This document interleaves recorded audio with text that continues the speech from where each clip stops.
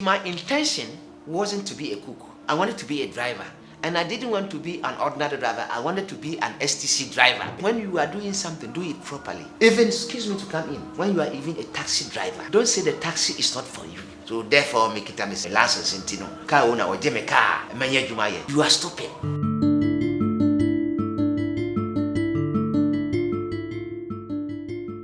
My mother died, and my father didn't want to marry anymore. And I had to cook for my younger brothers and sisters. It was compulsory, whether I liked it or not, because my father didn't want to marry anymore, because my mother had died, you understand?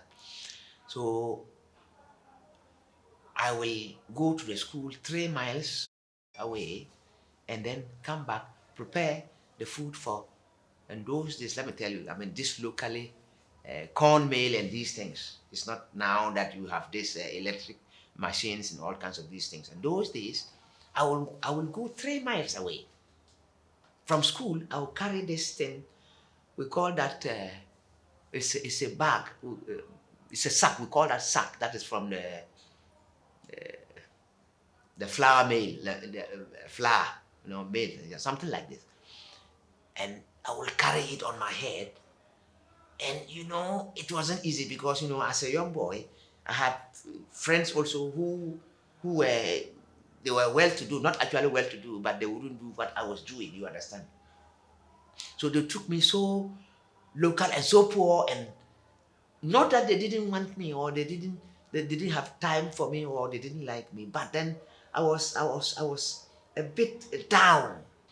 And gradually, so after completing my school, that is elementary, Form 4, we call that Form 4 those days. And then I told my father, I want to travel. I want to go for a driving course. My father said, okay, if you want to be a driver, I can get somebody, he can organize some driver for me to be taught how to drive. And I had the interest of getting, when I see the STC passing, I really admire the STC, so I wanted to be an STC driver. so I went to a school, the driving school at Achimota. And Achimota was still very small, and that overhead bridge wasn't even there. And the school didn't have these buses and cars, but it was a secondary school. So the man made it a sectech, and then he was a proprietor. He wanted to make, it is a kind of swindle. So there were no buses, there were no cars, and we had to suffer. We were about 50 students who wanted to do the driving course. So the man had to refund our money for us, and he didn't have the money to refund for us. So I had my brother, who was also in a car, and he said, "Oh, right now my work is not good. I mean, his work is not good. You understand? He cannot take care of his family and me." But then he decided, the fact that I am with Ministry of Agric, then we will sell some seed. So those days, Jawulu was a garden. Now Jawulu has improved. Jawulu was a garden, and I had to walk from Bubuashe to Jawulu to sell these seeds. And finally, I decided, no, I have to go home back. And that is where life also started. Then I came to Nkoko. My uncle said, "Oh, I don't have money for you to go. So if you can work." I worked in the garden for 2 months. And I got my lorry fare. And then I went to the north. And then fortunately, surprisingly, the whites, they had admired me so much. So when I left to Bawku, and then, those days there were no phones. It was only letters or telegrams and these things. We only had phones, and phones were only meant for the police stations and the post office. You understand? Some other offices, some other big offices, big institutions. So what I will say is that my uncle wrote me a letter that if I don't come, you understand, he will be sacked. So when the letter came, and then when I came home, I was young and I was always At least I had friends and I would go and play and then do and some other things. So when I came, my father gave me a letter that, oh, there's a letter. You know, he had worked, my father was in the Bawku hospital. So I was using the post number, the post office number, you understand, the Bawku post office number. And, you know, the letter came through the post office and it was given to my father to be given to me. So when he gave it to me, anyway, my father actually didn't like me to come to leave him because I was almost the keyboard in the house because he didn't want to marry. But then when I told him, he was now forced to marry. But not actually forced to marry because when my mother died, they had to give my mother's sister, that is a brother, that is two brothers' daughters. You understand? So I had to come back. And I think I came that day, it was on the 6th April. That is 81. And the following day, my uncle took me to the convent. We called that place convent, Holy Family Hospital, where the sisters are, the nuns are. We called that convent. And then they were very happy to see me. And then that day, they said, okay, today you go to the garden. And then within the week, they sent me to the laundry. So actually, who taught you how to cook? Yeah, I know. As I said, I was forced to cook by pressure because my mother had died. You understand what I'm saying? Yes. So I had to cook for my little brothers and sisters. But then because I traveled and I came, you know, I told you I came, and then when I came and I was sent to the convent and I worked in the laundry, you understand? So the wives, they had come, they were from Holland, Amsterdam, and there were two wives. Everybody had a wife. So one Dr. Hans, the wife was a housewife. So she started with me with cooking because she was a housewife and she did, you see, in Ghana, when somebody says a housewife, people don't value housewives. But when you are a housewife, you are blessed. She would do seamstressing, she would do many things. So it was a great help for her.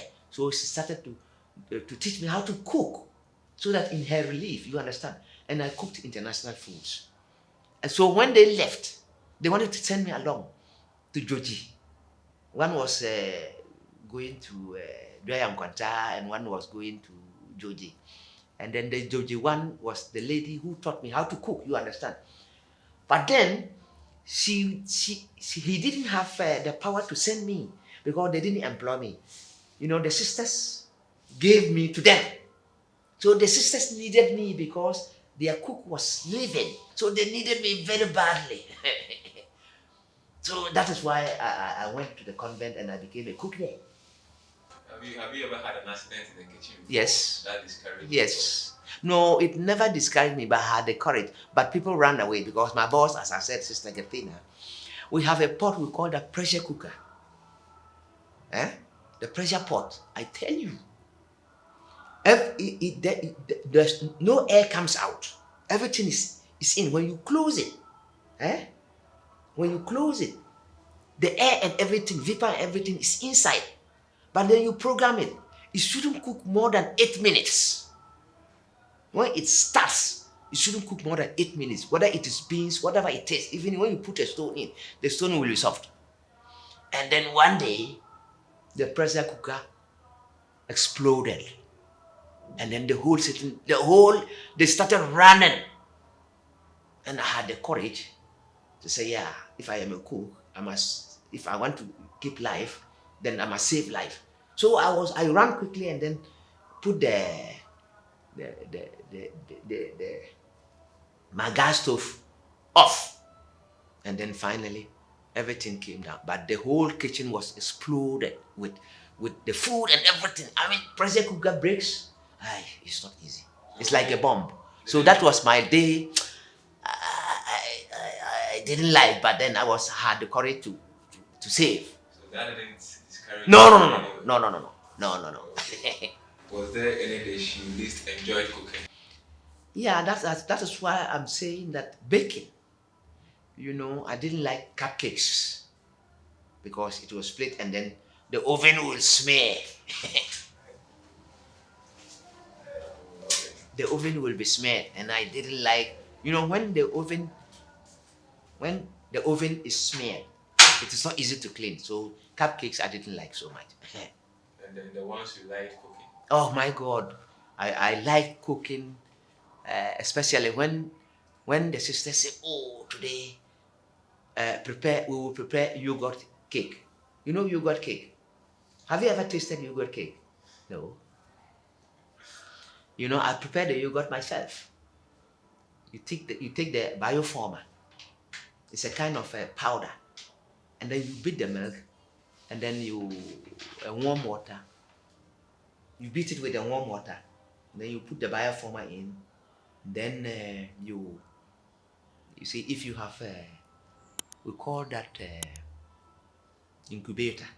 You can put it in hot water, at least 70% degrees Celsius.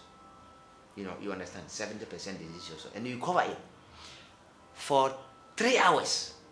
Then the milk will curdle. And when it curdles, and then you take it out, before you know that your yogurt is good, is prepared, you shake it. When you shake it, when something curdles, when blood curdles, you see that it is thick. And when the milk is curdled, it is thick. And you shake it and it is thick, then it means your yogurt is ready. You put it aside, and you put it in the fridge. The following day, it becomes a bit sour. Now, if you want to make it more sour, you call that sweet sour. When you want to make it sour, you will you will add lemon. You add lemon a bit, according to your taste. But when you want it sweet sour, then you add a bit sugar. But then the sugar, you must boil the sugar. You understand what I'm saying? You must boil the sugar, because when you don't boil the sugar, there is some we call that in the sugar, we call that gelatin. There's gelatin. There's always gelatin in the sugar. So when you boil the sugar, the gelatin goes off, and then you get your yogurt, and then you taste it. Now, I also like another. We call that salad. And sometimes when you say salad, people don't understand what salad means. People think, oh, when you have your lettuce or your cabbage, you have salad. No, salad is when you cut something, you chop something, anything at all, you chop it raw. It's called salad.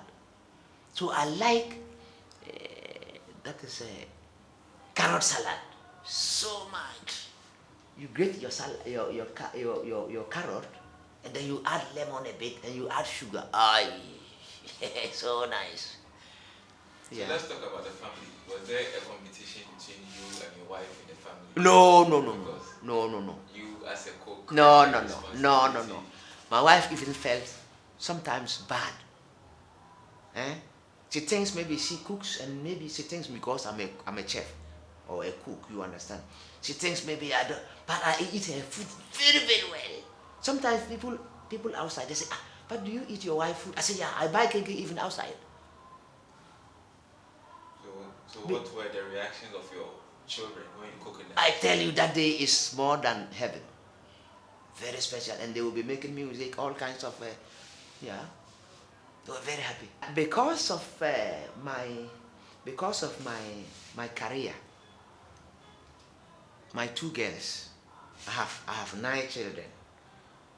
My 2 girls, they are cooks. One went to Kwautafo. There's a vocational school, the Kwautafo, and then polished up at the Kofodia. Then she left for Kuwait. Anyway, she's back at home. And then there's another one. She's also a teacher, but she likes to cook so much. You cannot get things perfect. But there's one daughter, she hates to cook at all. She doesn't want to cook at all. But when I'm in the kitchen, she will just come and then something like this. Yeah. What advice will you give to the youth? Yeah, the youth, I must say, when you are doing something, do it properly. Even, excuse me to come in, when you are even a taxi driver, don't say the taxi is not for you. So therefore, make it me license into no. Driver, car owner or Jimmy car, you are stupid. Because that is what you are earning. That is where you are getting your daily bread. So you must drive with love, passion, care. Everything you are doing, you must do it well. Do it as if it is somebody's job. Take it as your job, because that is where you earn. So I will advise the youth, they should always do things with love and take things as personal, their own things. They shouldn't say, oh, it is for somebody else, so I will not do it well. You are killing yourself when you don't do it well. So they must work with passion, with love. You understand? So that is my advice. So was money the focus? No. You know, let me come in that way. Somebody asked Bob Marley, did you really make music for money? You understand what I'm saying? But Bob Marley said, no. I was only singing. I was giving a message. But then when the money comes, I cannot say no. So actually, I was cooking, but the money coming, I will not say no. But that actually, I had a love for the job. Yeah. So how has cooking helped you as a person lot. and family? A lot. Right now, I have my shelter. 2. All my children, some of them are working. Even the last one just completed the secondary school. Otherwise, all my children, the 9, they are all working and they are properly educated. They are in the secondary school. None of them, some completed the colleges, but in the university, no, because I didn't have enough to, you understand. But otherwise, I'm okay. It's okay.